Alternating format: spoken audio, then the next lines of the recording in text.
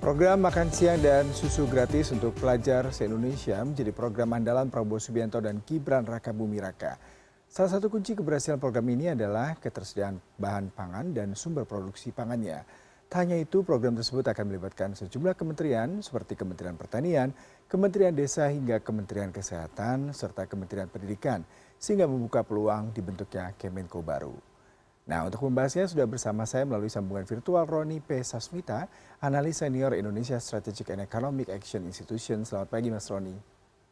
Selamat pagi, Mas. Ya, Mas Roni, ini kalau bicara mengenai anggarannya, tadi saya lihat selama setahun kemungkinan ada sampai 400 triliun lebih. Nah, mungkin sementara dianggarkan sekitar 160-an. Tapi menjadi pertanyaan adalah apakah anggaran sebesar ini masih dirasa belum pasti mengingat memang begitu banyaknya komoditi yang harus dikeluarkan, kemudian infrastruktur, dan terkesan pemerintahan ke depan seandainya memang Prabowo dan Gibran terpilih, untuk anggaran ini terkesan masih kucing-kucingan dengan masyarakat. Bagaimana Anda melihat ini? Iya, sebenarnya kan memang belum jelas ya, Mas, itu anggaran dari mana, kan kita baru dapat angkanya. Secara global dibilang 400 triliun, itu pembahasan dari sebelum pemilu dilakukan, lalu berakhir dengan 60 triliun dari pemerintah, 60 triliun dari konsolidasi UMKM, BUMDes, dan operasi dan bla bla bla, kan belum jelas. Eh, tapi kita kembali dulu ke konsep dasarnya. Kalau kalau Anda pernah kuliah ekonomi atau anak-anak ekonomi pernah mendengar istilahnya there is no such thing as freelance, ya. Gak ada istilahnya makan siang gratis itu gitu loh. Uh, some everything comes with the price, somebody has to pay. Gitu. Mhm. Jadi disinilah pertanyaannya bahwa ya mau dibikin kebijakan apapun bentuknya, kalau pembiayaannya belum jelas kan kita mesti membingungkan. Mhm. Yang pertama artinya begitu. Harus ada yang membayarnya. Ya. Jadi harus jelas sumbernya dari mana. Yang untuk mengetahui sumbernya dari mana kita ketahui dulu ini jenis kebijakan apa. Nah, ini kan bentuknya extreme social spending. Selama ini kan kita selalu mempunyai kebijakan bansos dengan anggaran yang sangat besar, gitu. Tapi ini bentuknya yang paling ekstrim. Sebelumnya yang paling ekstrim itu BLT, bantuan langsung tunai, atau bahasa aslinya kita kenal dengan cash transfer. Itu biasa di negara lain, ini juga biasa. Tapi kan cash transfer ini kita tidak bisa menentukan masyarakat menggunakan uangnya untuk apa, gitu. Nah, sekarang kita tentukan bahwa saya nggak bayar Anda pakai duit, saya bayar Anda pakai makan siang langsung, jadi Anda nggak bisa menggunakan untuk yang lain-lain. Bahkan kalau saya kasih BLT beras pun masih ada kemungkinan beras itu dijual kembali. Sementara kalau dikasih makan siang gratis itu kan kemungkinan dijualnya kan nggak ada. Gitu. Nah, ini kan bentuknya social spending policy, kebijakan belanja sosial. Ini salah satu kajian di dalam ekonomi. Itu digunakan untuk melakukan pemerataan ekonomi sebenarnya. Nah, bahasa teknis di dalam konsep makan siang gratis ini adalah untuk mengatasi stunting, ya katanya kan. Itu bahasa teknisnya. Gitu. Sebenarnya itu bahasa lain untuk mengatakan bahwa orang ini nggak bisa memenuhi kebutuhan dasarnya, sehingga mereka kekurangan nutrisi untuk bisa belajar layaknya anak-anak orang kaya belajar. Gitu.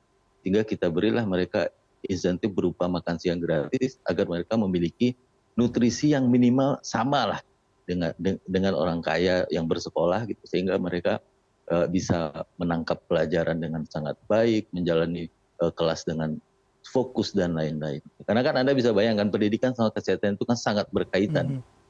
Kalau Anda kurang nutrisi di kelas itu Anda ngantuk, susah menangkap pelajaran, dan udah mikir masalah lain di rumah. Di rumah saya akan disuruh orang tua saya begini dan begini, gitu.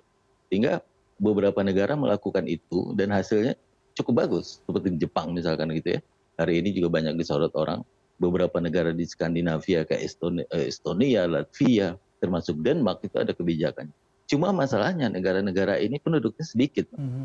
Negara Skandinavia itu ada yang penduduk 7 juta, kalau anak kitanya paling juga 1 juta banyaknya kan. Mhm. Nah, kalau di kita kan anak sekolah dasar kita 30 juta, so akan berbicara tentang dari mana sumber pembiayaan. Nah, kembali ke konsep dasar tadi bahwa ini adalah social spending yang niatnya untuk melakukan pemerataan, mengurangi ketimpangan ekonomi, maka kebijakan ini disebut oleh beberapa ekonom sebagai Robin Hood policy.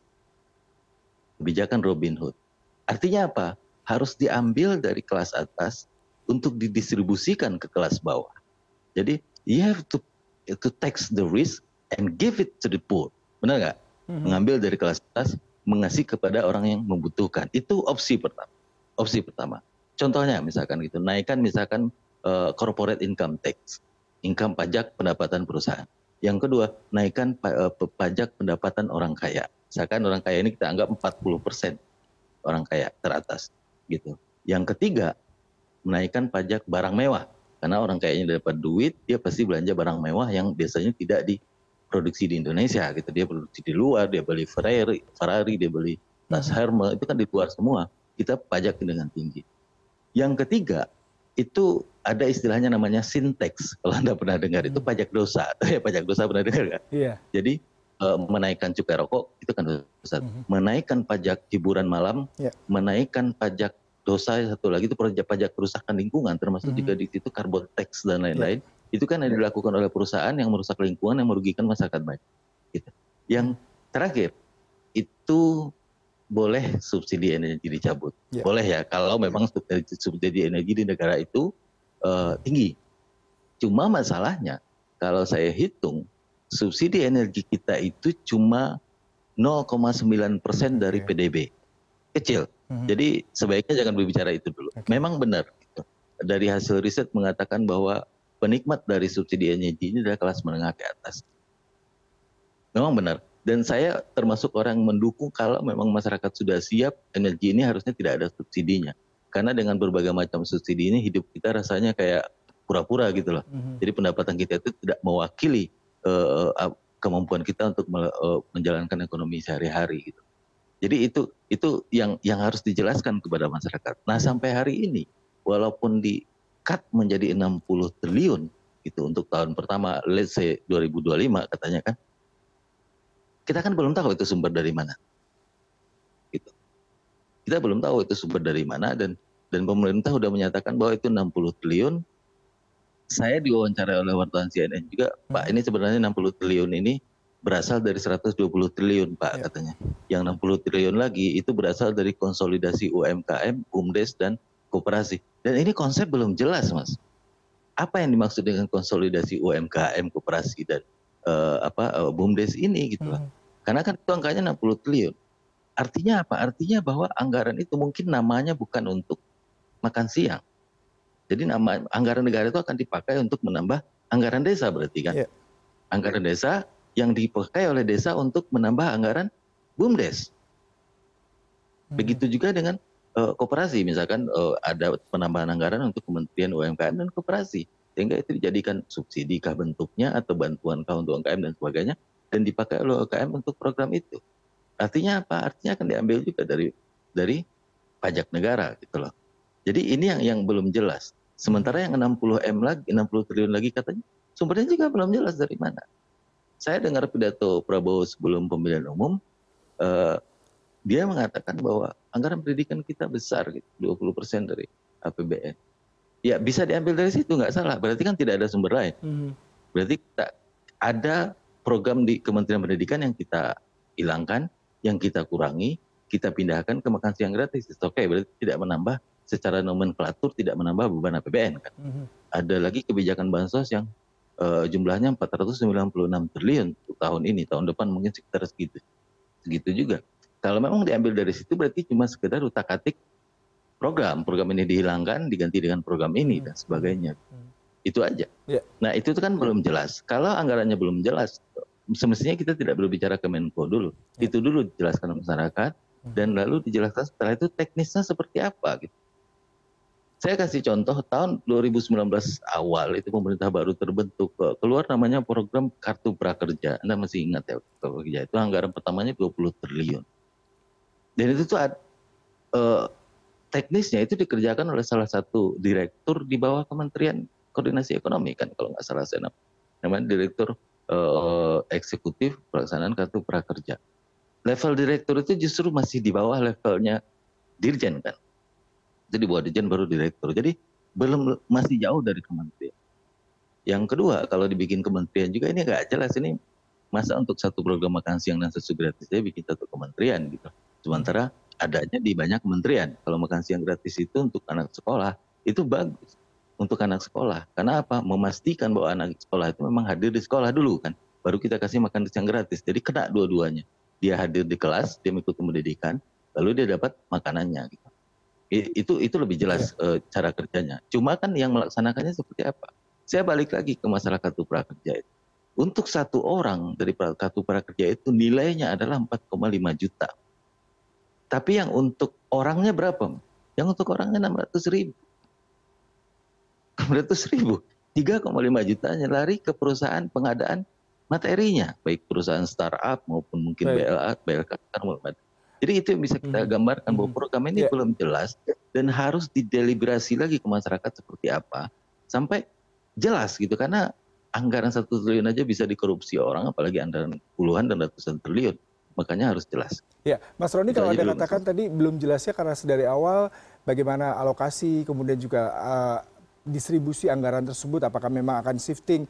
Kalau tadi saya baca maupun Anda mengatakan kemungkinan Robin Hood Policy ini akan banyak sekali perubahan untuk memindahkan anggaran, pagu anggaran ataupun pos anggaran satu ke tempat yang lainnya. Nah, yang menjadi menarik adalah ketika misalkan nanti ada beberapa kebijakan, salah satunya mungkin terkait dengan bagaimana subsidi kepada BBM, meskipun tadi Anda katakan hanya 0,25% tidak terlalu signifikan, tetapi boleh jadi menjadi pilihan. Kemudian juga kita bicara mengenai harapan ke depannya dengan keterlibatan ini bisa memberikan 82,9 juta anak sekolah hingga pesantren. Kemudian juga di sini kalau kita bicara mengenai bagaimana nanti konsep collaborating farming ini bisa melibatkan 10.000 desa. Berarti ini sangat ideal sebenarnya. Nah, tapi yang menjadi pertanyaan, kalau seandainya memang kebijakan tersebut akan menggunakan pos-pos anggaran lain, apakah ini akan menimbulkan polemik baru? Mengingat pastinya beberapa kebijakan itu pasti akan ada pro dan kontra, terutama kalau kita bicara mengenai penghilangan subsidi, Mas. Bagaimana Anda melihat hal ini? Sebenarnya nggak ada masalah juga sebenarnya. Lagi-lagi seperti yang saya katakan tadi, harus jelas, nggak ada masalah. Social spending ini bagus gitu. Indonesia kan, saya sebelumnya di acara CNN minggu lalu saya katakan tingkat ketimpangan kita tuh tinggi, Mas, 3,88. Itu naik dari 3,81 tahun lalu. Tingkat ketimpangan kita tinggi. Kita harus melakukan social spending yang cukup banyak dengan proporsi anggaran APBN yang cukup banyak gitu loh. Tapi persoalannya, benar nggak programnya gitu, memang bisa berpengaruh apa enggak? Karena beberapa tahun belakangan anggaran social spending kita ini besar, anggaran bansos kita ini besar, tapi justru ketimpangan kita makin tinggi, kemiskinan cuma sedikit bisa ditekan gitu, pengangguran juga sedikit bisa ditekan gitu. Itu yang jadi persoalan. Yang kedua, yang seperti yang Mas bilang tadi, ada efeknya, memang bagus program ini, bagus. Kalau kita bicara idealnya, konsep idealnya bagus, akan menggandeng banyak supplier-supplier. Ini kan dalam bahasa ekonomi, pemerintah masuk melakukan intervensi dari sisi supply side policy. Dia masuk langsung menyediakan kepada masyarakat dan dia langsung mengadakan, sehingga untuk membentuk satu porsi makanan itu kan terdiri dari berbagai macam bahan baku. Yang pertama, let's say beras, ada beras di situ, ada lauk pauk, ada misalkan sayur dan lain-lain, itu kan memang dibutuhkan. Nah, lagi-lagi kembali ke konsep tadi, no such thing as freelance. Ini bukan hanya soal siapa yang akan bayar programnya, tapi juga dalam konsep ekonomi, setiap ada intervensi ke dalam ekonomi oleh pemerintah, itu akan mengganggu business cycles namanya. Nah, Business ini cycle. bisnis sektor apa kira-kira yang bisa Anda lihat secara yang signifikan pertama, terganggu? ini akan membutuhkan beras yang banyak. Sekarang Mas, saya tanya, apa persoalan beras kita hari ini? Saya tanya Ya. kita orang berteriak harga beras bahkan sampai 16.000, 17.000 untuk varian premium. Itu karena apa? Karena suplainya nggak cukup. Pasokan kita bermasalah sejak tahun lalu karena El Nino yang pertama. Yang kedua, pemerintah mengeluarkan BLT beras. Artinya, udahlah pasokan kita kurang, lalu BLT beras diambil oleh pemerintah dari cadangan pemerintah di Bulog. Sehingga cadangan pasokan ini tidak masuk sebagian ke pasar, sehingga pasar kekurangan pasokan dan harga langsung melonjak naik. Nah, sekarang bayangkan dengan kondisi yang seperti ini, dengan kondisi ketidakseimbangan antara permintaan dan penawaran di pasar beras, lalu datang program ini yang membutuhkan sangat banyak beras. Lagi cadangan beras nasional, pasokan beras nasional akan sebagian besar pindah ke perusahaan-perusahaan yang menjadi atau organisasi UKM yang akan menjadi mitra pemerintah. Sehingga pasokan di pasaran itu pasti kering. Dan ini akan membuat harga kembali lagi terbang naik. Dan ini yang kena orang semua. Jadi Ya, salah satu imbas. Gitu. ya. Belum lagi masalah kalau pakai daging ya, kita kekurangan daging Mas, kita impor daging. Dan itu kan akan berimbas semuanya. Dan pemerintah harus menghitung itu karena ada imbas makronya di situ, yaitu inflasi. Salah satu indikator makro adalah inflasi. Kalau inflasinya kebijakan yang justru membuat inflasi makin menggila, terutama inflasi untuk volatile food, itu berarti membuat semua orang menderita untuk satu program. Dan ini harus dipikirkan oleh Mhm. pemerintah. Baik. Tuh. Yang kedua, kalau pasokannya kurang dan kita paksakan untuk melakukan ini, berarti kan kita harus tambah pasokan dari impor. Berarti yang menderita lagi petani kita lagi gitu loh. Itu Mas. Iya. Terakhir Mas Roni, kalau tadi Anda katakan dari segi pemetaan anggaran masih perlu dipertanyakan, kemudian juga volatilitas harga, kemudian juga infrastruktur dan juga ketersediaan bahan baku. Lalu apakah memang tetap harus dipaksakan mengingat memang ini akan mulai running pada bulan November tahun ini dan diharapkan bisa menjadi salah satu backbone untuk meningkatkan gizi anak usia sekolah dan mencegah stunting, tetapi di sisi lain juga diharapkan bisa meningkatkan pertumbuhan ekonomi dalam negeri lah. Apa sebenarnya ideal seandainya memang bisa tetap dijalankan? Bisa tetap dijalankan. Yang pertama kan imbas makro tadi bisa ditangani dulu misalkan gitu. Kita benarin dulu Mhm. kondisi keseimbangan supply dan demand komoditas pokok kita agar program itu saat jalan tidak mengganggu pasar gitu, tidak menyebabkan inflasi beras, inflasi bahan pokok yang lain gitu. Itu dulu yang pertama harus dilakukan pemerintah. Yang kedua, ini berlakunya sebenarnya bukan November Desember. Karena kan seperti kata pemerintah udah ada deal dengan pemerintah hari ini akan dimasukkan ke dalam era APBN 2025. Berarti mulainya per Januari ini anggaran yang let's say kalau memang nanti di RPBN ada 60 triliun itu mulainya di situ. Ini waktu yang masih tersisa ini harusnya pemerintah gunakan untuk membenahi segala hal yang mungkin terjadi yang imbasnya negatif ke perekonomian ketika program itu dijalankan. Mhm. Gitu. Itu dulu yang dilakukan oleh pemerintah karena Mas mungkin memantau berita setiap hari betapa hancur-hancurnya pasar beras kita hari Ya. ini. Itu tuh harga udah saya aja tidak membayangkan bahwa ada daerah yang menjual beras premium 17.000. Saya tidak membayangkan akan datang harga itu di tahun ini gitu. Karena saking tidak seimbangnya dengan permintaan dan penawaran. Bahkan bulan Maret nanti masuk ke bulan April itu udah masuk masa panen raya. Itu harga belum menunjukkan tanda-tanda untuk mau turun gitu. Jadi ini harusnya di tahun-tahun normal saat Maret April masuk itu harga turun karena terjadi panen raya. Dadu biasanya tidak terlalu turun kalau pas bertepatan panen raya ini dengan Idul Fitri dan tahun ini itu Baik. bertepatan. Bulan puasa masuk Ramadan, Ya. lalu April masuk Idul Fitri dan harusnya itu nanti harga bisa lebih tinggi lagi dan ini kalau tidak dilakukan pemerintah pembenahan dulu dari sisi ini akan sangat destruktif terhadap ekonomi makro kita gitu. Ya. Masyarakat akan sangat menderita sekali. Itu yang harus dipikirkan dulu. Lalu Baik. setelah itu baru masalah biaya, yang ketiga masalah Kemenko ini yang dalam kacamata saya tidak perlu gitu. Baik, Mas Roni, waktunya sangat terbatas seperti kita perlu mengelaborasi dan melihat dari beberapa variabel ya. That's not such a freelance. Merupakan salah satu tagline yang harus juga dipertimbangkan terkait bagaimana infrastruktur, supply demand juga harus menjadi salah satu variabel penting terhadap kebijakan ini ke depannya. Terima kasih untuk perbincangan pagi hari ini. Salam sehat selalu Mas Roni. Sama-sama Mas, salam sehat.